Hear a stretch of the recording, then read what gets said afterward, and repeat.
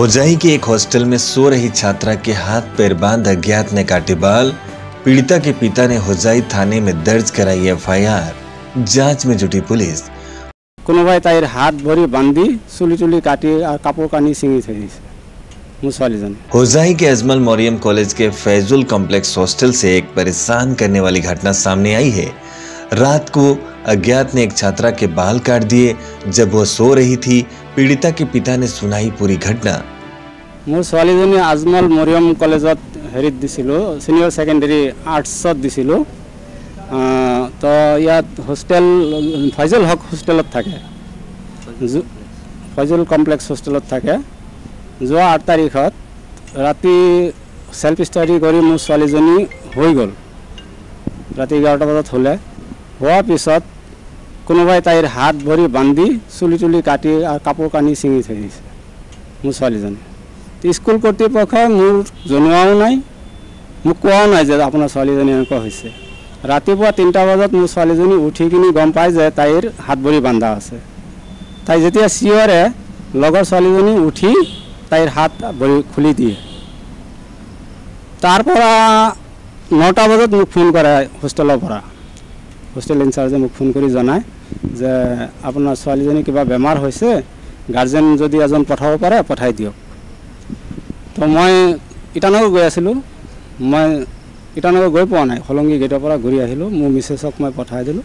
Mrs আহিলে মোৰ ডাঙৰ ল'ৰাটো আহিলে আহি সিহঁতে শুনিছে যে এনেকুৱা 2:30 বাজিছে। তেতিয়া 2:30মান বজাত মোৰ মিছেছেহে মোক ফোন কৰি কৈছে যে ছোৱালীজনীক এনেকুৱা কৰিছিলে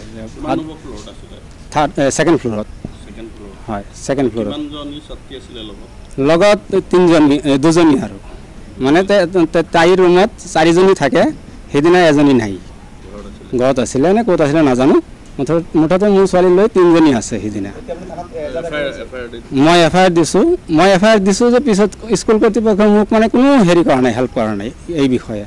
এনেকুৱা ডাঙৰ এটা ঘটনা হ'ল স্কুল কৰ্তৃপক্ষই বা হোষ্টেল কৰ্তৃপক্ষই মোক কোনো এটা হেৰি দিয়া নাই।